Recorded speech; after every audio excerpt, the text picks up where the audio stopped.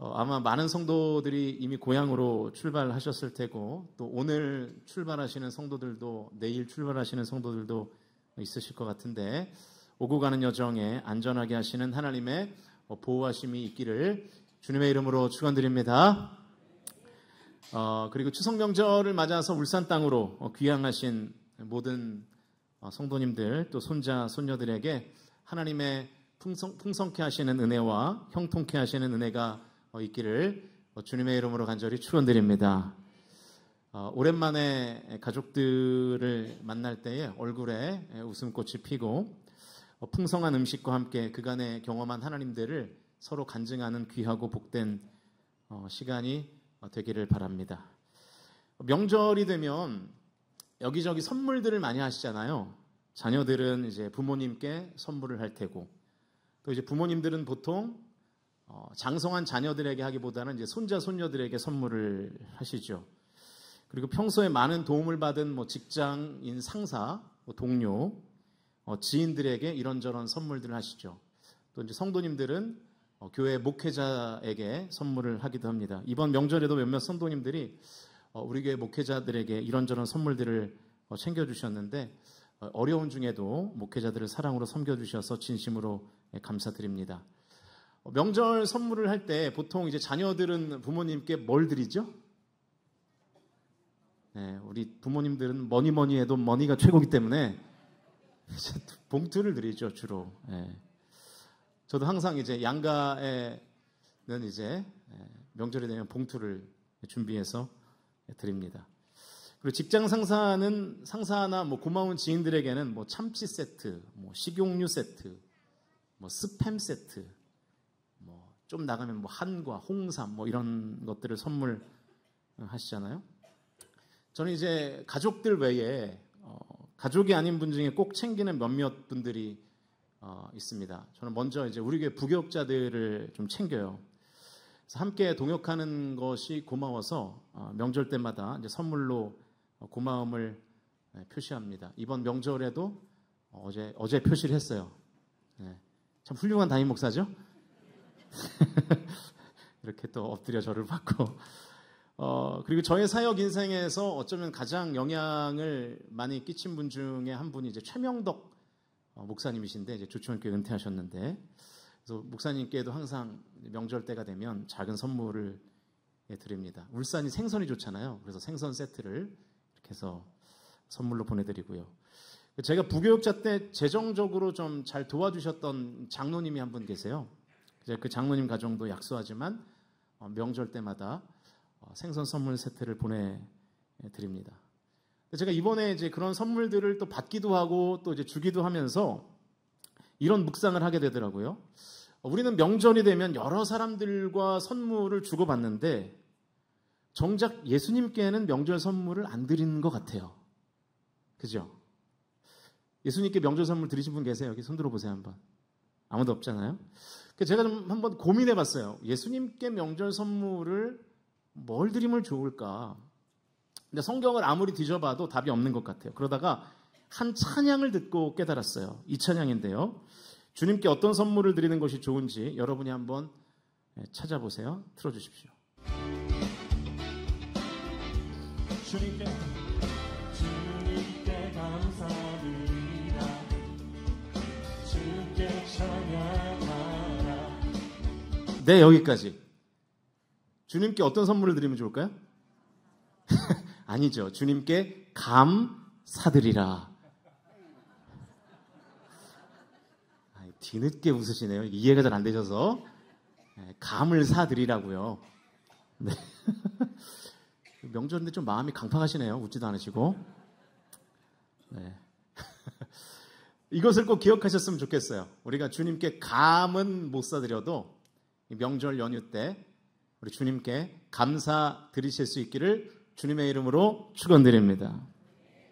올해도 우리 가정을 육체의 건강과 영적 강건으로 지켜주시고 수많은 위험과 고난으로부터 승리하게 하신 하나님께 이 명절 연휴에 감사로 영광 돌리시는 우리 성광 공동체가 되기를 주님의 이름으로 축복합니다.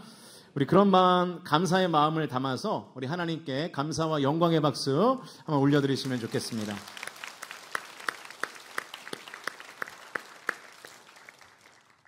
오늘은 추석 명절 연휴로 인해서 많은 성도가 우리 교회 주일 예배에 함께하지 못하는 것 같습니다.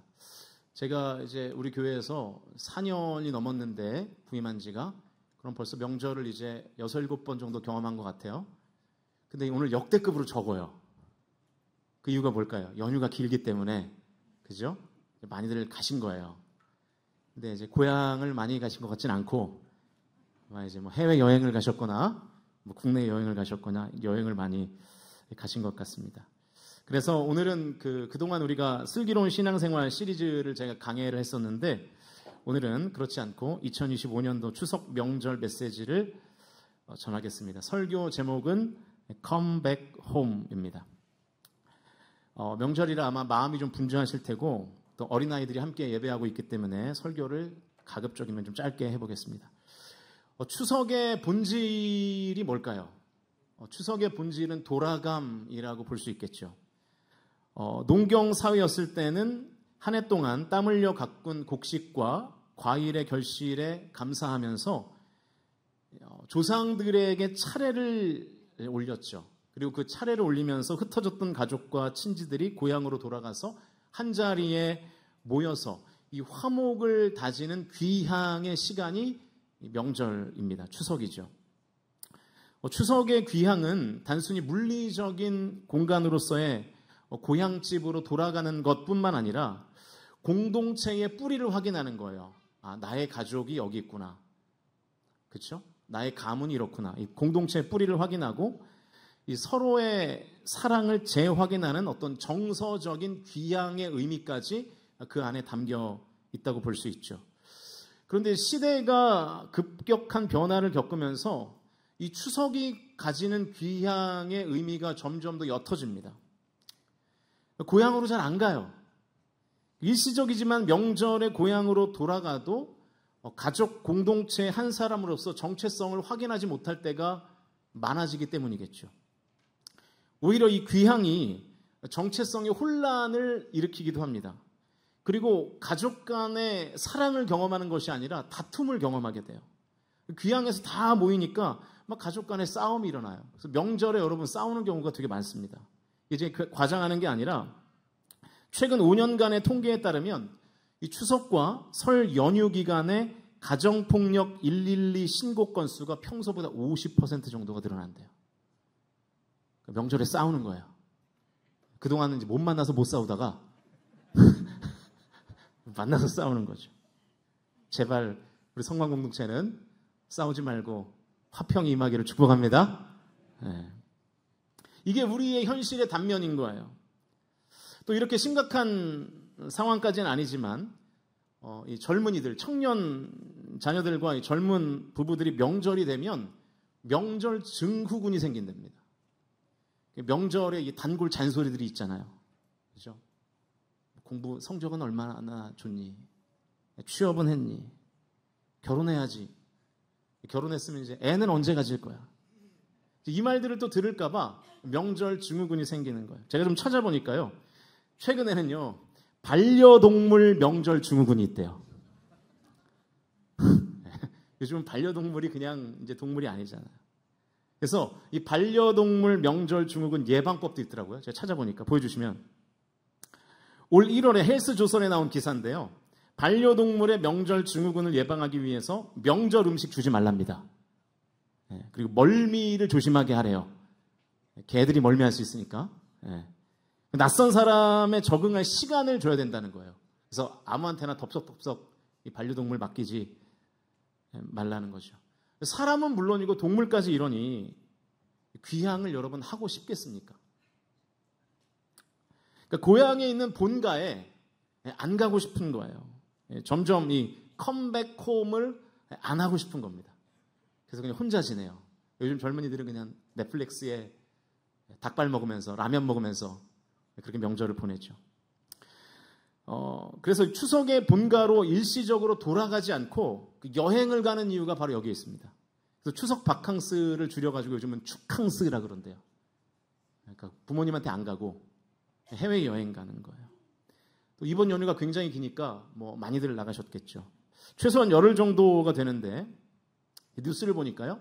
이번 추석 명절에 인천공항에서 비행기를 타고 이동하는 우리나라 인원이 586만 명이랍니다.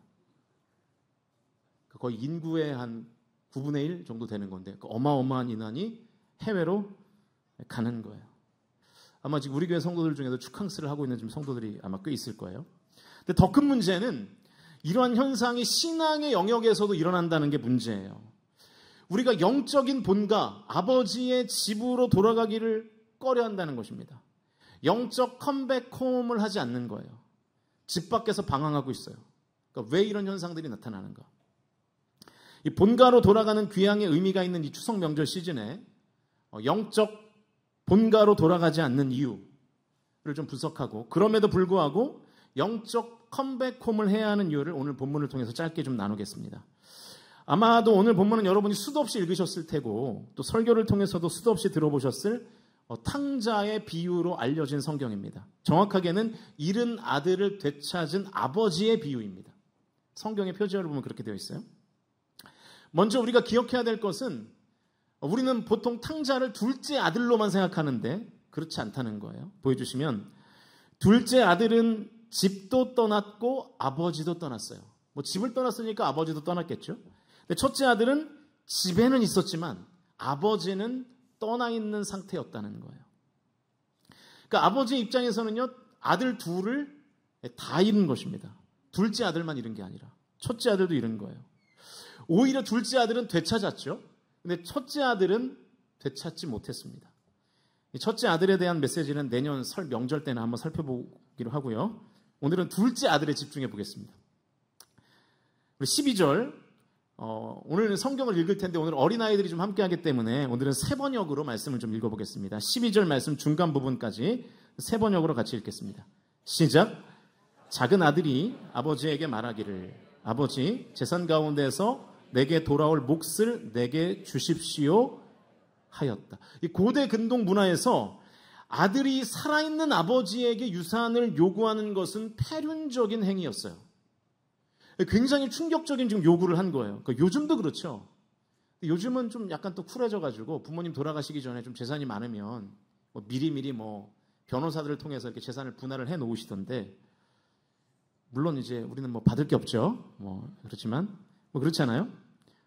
근데 그것 자체가 굉장히 부모로서는 기분이 나쁜 행위잖아요. 마치 부모가 죽기를 기다리는 것 같죠. 그러니까 지금도 자녀로서 할 짓이 아니라고 생각이 되는데 당시에는 어떻겠습니까? 그러니까 이 둘째 아들의 요구는 아버지가 죽기만을 기다릴 수는 없으니까 사실상 죽은 사람으로 취급하겠다는 선언인 것입니다. 굉장히 불경한 일이죠. 그러니까 둘째 아들은요, 이 아버지와의 관계의 끈을 끊어버린 거예요. 왜요? 자유로워지고 싶었거든요. 막 살고 싶었거든요. 그래서 아버지라는 관계의 끈을 끊고 막 살기 시작합니다. 그 내용이 13절이에요. 13절도 세 번역으로 읽어보겠습니다. 시작. 며칠 뒤에 작은 아들은 제 것을 다 챙겨서 먼 지방으로 가서 거기에서 방탕하게 살면서 그 재산을 낭비하였다. 둘째 아들이 아버지에게 유산을 요구함으로 아버지와의 관계의 끈을 끊어버리고 집을 떠나서 먼 지방으로 갑니다. 거기서 방탕하게 살아요. 멋대로 살아요. 이 방탕하게라는 부사를 주의 깊게 보면 좋은데요. 헬라어로 아소토스라는 단어예요. 근데 무질서하게라는 뜻이 있어요. 무질서하게. 그러니까 둘째 아들은 아버지가 정해놓은 질서를 따르기가 싫었던 거예요. 그래서 아버지의 집을 떠나서 먼 지방으로 가게 된 것입니다. 이 둘째 아들이 방탕하게 무질서하게 산 결과가 뭐였냐면 14절 말씀입니다. 읽어보겠습니다. 시작. 그가 그것을 다 탕진했을 때에 그 지방에 크게 흉년이 들어서 그는 아주 궁핍하게 되었다. 그 많은 돈을 다 탕진했고요. 결국 궁핍해졌습니다. 쉽게 말하면 완전히 망했어요. 아버지와의 관계를 끊어버리고 아버지가 정해놓은 질서에서 벗어나서 무질서하게 산 인생의 결말이 뭐였냐면 그냥 끝장난 거였습니다. 망해버렸어요.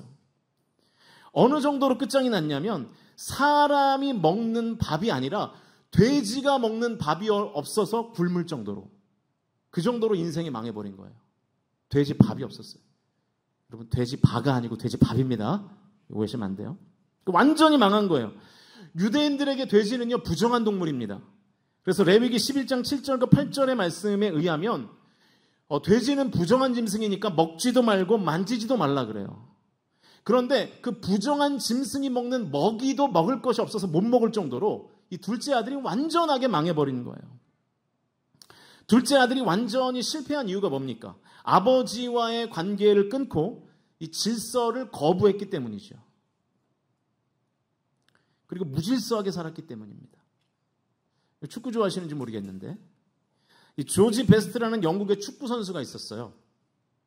이 박지성 선수가 몸담았던 맨체스터 유나이티드에서 이 1963년에 17세의 나이로 입단했던 입지전적인 축구 선수였습니다. 신들린 드리블과 예측 불가능한 플레이로 이 그라운드를 지배하면서 최고의 인기를 누렸던 슈퍼스타였어요. 보여주시면 이렇게 생겼습니다. 조지 베스트. 1965년에 맨유를 8년 만에 리그 정상에 올려놓은 인물입니다. 그리고 1967년, 68년 시즌에는 이 맨유의 챔피언스 리그 우승을 견인하면서 그의 최고의 선수에게 주어지는 발롱도르를 수상하기도 했죠. 이 조지 베스트의 별명이 있었는데요. 5번째 비틀즈라는 별명이 있었습니다. 여러분도 아마 비틀즈라는 그 보이밴드는 알 거예요. 당시에 비틀즈가 엄청나게 인기를 얻고 있는 그런 때였거든요. 그런데 이 조지 베스트라는 축구 선수가 이 축구 선수의 플레이가 마치 비틀즈가 음악하는 것처럼 연주하는 것처럼 신들린 축구 플레이를 했다는 거예요. 그래서 이 관중들이 베스트가 선보이는 플레이에 박자를 맞추면서 이 콧노래를 부를 정도였답니다.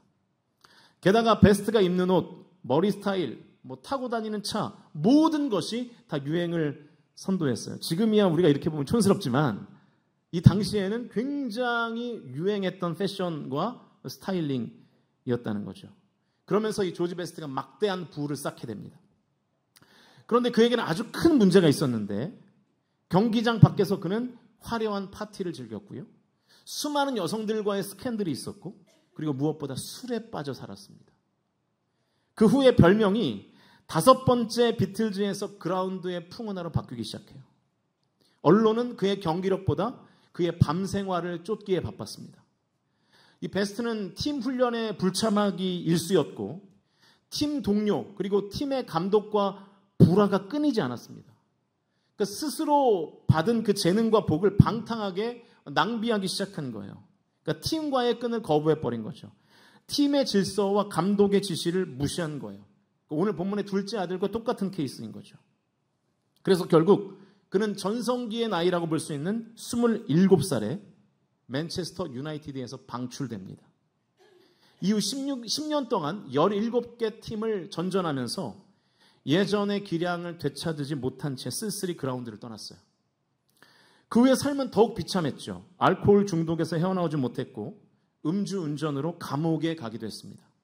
폭행 사건에 연루되기도 했고요. 그의 이름은 더 이상 축구 소식이 아닌 사건 사고 소식에 오르내리기 시작했어요. 결국 오랜 음주로 인해서 간이 망가져서 2002년 우리에게는 2002년 한일 월드컵이 있었는데 이때 간 이식 수술까지 받았죠. 그런데 끝까지 술을 끊으라는 의사의 충고를 무시하고 또다시 술을 마셨어요. 결국 2005년도 이 조지 베스트는 59세의 나이로 알코올 중독으로 인한 합병증으로 생을 마감합니다. 죽음을 앞둔 그가 언론을 통해서 앙상하게 마른 자신의 마지막 모습을 공개하면서 이런 유언을 남겼대요. 나처럼 죽지 마십시오. 나처럼 죽지 마십시오. 이 본문의 둘째 아들처럼 살았던 스포츠 스타의 마지막 말이었습니다. 이 둘째 아들은 쾌락을 쫓다가 나락으로 떨어져 버렸어요. 조지 베스트도 그랬고요. 여러분, 우리도 그럴 수 있습니다. 아니, 어쩌면 우리도 지금 그 상태에 빠져 있는지도 몰라요. 우리도 이렇게 죽어갈 수 있는 것이죠. 잠시지만 이 본가로 돌아오는 혹은 돌아가는 이 시즌에 내가 지금 쾌락을 쫓다가 하나님 아버지와 너무 멀어지지는 않았는지 돌아보시고 그래서 다시 아버지의 집으로 돌아가겠다고, 다시 영적 컴백홈을 하겠다고 결단하시는 이 추석 명절이 되실 수 있기를 주님의 이름으로 간절히 축원드립니다. 여러분, 혹시 내가 쾌락을 쫓다가 지금 나락으로 떨어지고 있는 중은 아니십니까? 우리가 어느 순간 예수를 믿어서 하나님의 자녀라는 타이틀은 갖고 있는데 나의 삶은 아버지의 집과 너무나 멀어져 있는 상태는 아닙니까? 내 삶에서 하나님이 너무 멀어지지 않았습니까? 하나님 아버지의 집이 지금 너무 멀리 보이지는 않습니까? 혹시 내가 하나님 아버지의 집으로부터 너무 멀리 그리고 너무 오래 떠나 있다면 잠시나마 지금 본가로 돌아와 있는 추석 명절 시즌에 이 17절과 18절에서 둘째 아들에게 임한 그 은혜가 오늘 이 자리에 함께 모여 예배하는, 또 영상으로 예배하는 저와 여러분의 삶 가운데 임하실 수 있기를 주님의 이름으로 축원드립니다. 둘째 아들이 다시 아버지의 집에 돌아갔을 때, 컴백홈 했을 때 어떤 은혜가 임했는지를 살펴보겠습니다. 먼저 17절과 18절 말씀, 오늘 본문이죠. 읽겠습니다. 시작. 그제서야 그는 제정신이 들어서 이렇게 말하였다. 내 아버지의 그 많은 품꾼들에게는 먹을 것이 남아도는데 나는 여기에서 굶어 죽는구나. 내가 일어나 아버지에게 돌아가서 이렇게 말씀드려야겠다. 아버지, 내가 하늘과 아버지 앞에 죄를 지었습니다. 둘째 아들은 유대인들이 부정하게 여기는 돼지가 먹는 쥐염 열매도 먹을 것이 없다는 냉엄한 현실 앞에서 그때서야 비로소 정신을 차렸어요. 그리고 말합니다. 아버지에게 돌아가자. 아버지의 집으로 돌아가자. 컴백홈 하자는 거죠. 그래서 둘째 아들이 돌아갔어요.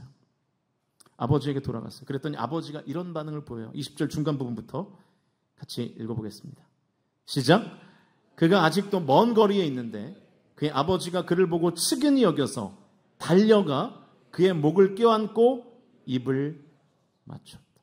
죽지도 않은 아버지에게 유산을 요구한 둘째 아들을 아버지는 측은하게 여겼어요. 이 측은하게 여기다, 이 표현이 여러분이 아마 들어보셨을 거예요. 굉장히 유명한 헬라어 표현인데 스플랑크 니조마이라는 단어입니다. 이 스플랑크 니조마이는 스플랑크 논이라는 단어가 파생된 이제 표현인데요. 내장 창자라는 뜻이에요. 우리 안에 내장 기관들. 그래서 내장이 끊어지는 듯한 고통, 창자가 움직이는 듯한 깊은 연민을 뜻하는 단어가 바로 이 스플랑크 니조마이라는 단어입니다. 이 단어가 왜 유명해졌냐면 복음서에서만 12번 나오는 단어예요. 그러니까 예수님께서 무리들을 불쌍히 여기셨다 할 때 그 불쌍히 여기셨다라는 표현이 바로 스플랑크 니조마이라는 단어입니다. 아버지와 연을 끊고 먼 지방으로 떠난 둘째 아들을 아버지는 내장이 끊어질 정도로, 창자가 움직일 정도로 측은하게 여기시는 거예요. 여러분, 이게 하나님 아버지의 마음입니다.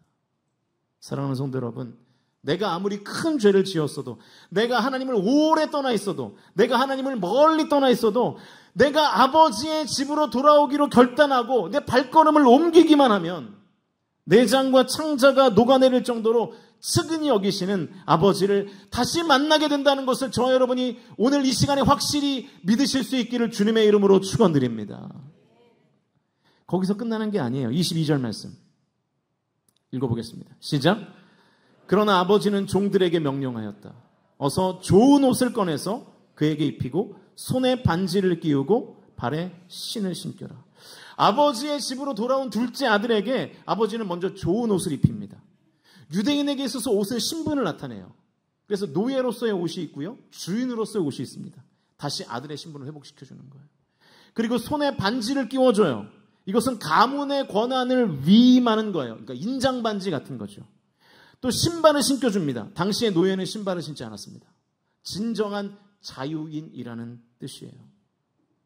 우리가 과거에 어떻게 살았고 심지어 지금 어떻게 살고 있든 간에 정신을 차리고 아버지의 집에 돌아오면 하나님의 자녀로서 나의 신분도 회복되고 자녀로서의 권세도 회복되고 하나님이 주시는 진정한 자유도 얻게 된다는 것을 믿으실 수 있기를 주님의 이름으로 축원드립니다. 여러분, 우리는요, 주일에 교회는 다니지만 우리의 삶 가운데 하나님을 너무나 멀리 두고 아버지의 집을 떠나 사는 경우들이 태반입니다. 그래서 여러분 행복하세요? 여러분의 삶이 그 안에 공허함이 없으십니까? 내가 화려한 쾌락들을 이 땅에서 누리고 내가 가진 재력으로, 내가 가진 재능으로, 내가 가진 인간관계로 화려함을 많이 누리지만 그 화려함의 이면에 있는 그 공허함이 있지 않으십니까? 조지 베스트의 유언과 같은 말을 기억하십시오. 아버지의 집을 떠나서 쾌락을 쫓다가 나락으로 떨어져 그렇게 영적으로 죽어가지 마십시오. 추석 명절의 이 시즌에 오늘 잠시나마 아버지의 집, 어머니의 집, 본가로 돌아오셨잖아요. 이렇게 돌아온 것처럼 하나님 아버지의 집으로 돌아가셔서 컴백홈 하셔서 자녀의 신분과 권세를 회복하실 수 있기를, 그리고 인생의 참된 의미를 발견하실 수 있기를 주님의 이름으로 간절히 축원드립니다. 이제 말씀을 정리하겠습니다. 명절 연휴에 많이 하는 놀이 중에 연날리기가 있잖아요. 원래는 이게 설 명절에 하는 놀이라고 하더라고요. 근데 지금은 설이든 추석이든 명절 연휴 때 많이 하는 것 같아요. 이제 울산도 간절곶에 가면 이제 연휴 시즌에 연날리기를 많이 하시더라고요. 저도 이한이하고 많이 했는데 연날리기 꽤 잘합니다. 네. 보여주시면 연이 저렇게 높이 날잖아요. 근데 여러분, 저 연이 어떻게 저렇게 높이 하늘을 날 수 있을까요? 저보다 여러분이 더 잘 아시잖아요. 아이러니하게도 이게 있어야 더 높이 날 수 있어요. 보여주시면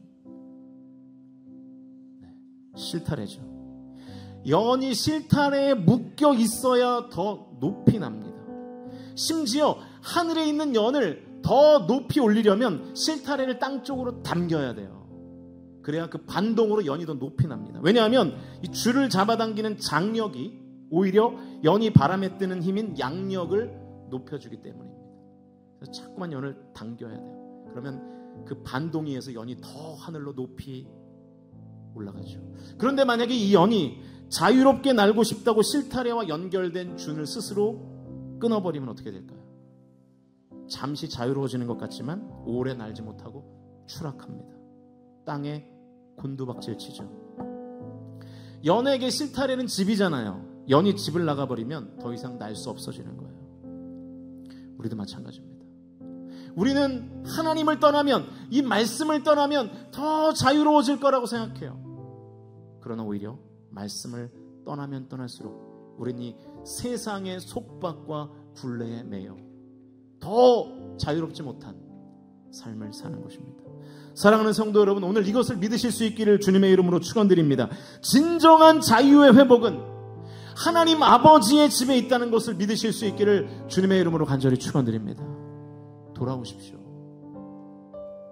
집 밖에서 쾌락을 쫓던 삶에서 돌이켜 아버지의 집에 돌아와 아버지의 집에 있는 희락을 쫓는 삶을 저와 여러분이 사실 수 있기를 주님의 이름으로 축원드립니다. 집 밖에서 성공을 쫓던 삶을 돌이켜서 아버지의 집에 돌아와 아버지가 주시는 성공이 아니라 형통을 누리는 삶이 되실 수 있기를 주님의 이름으로 축원드립니다. 우리가 자꾸만 세상을 향해서 아버지의 집과의 관계를 끊고 세상을 나가는 이유가 있어요. 두렵기 때문이에요. 근데 여러분, 진짜 두려움은 뭐냐? 하나님을 떠날 때 찾아오는 것입니다. 하나님 안에서 두려워하지 마시고 내 아버지의 집 되시는 하나님 안에서 자유를 누리시는 우리 성광의 모든 가족들, 그리고 함께 예배하는 모든 가정들 다 되실 수 있기를 주님의 이름으로 간절히 축원드립니다.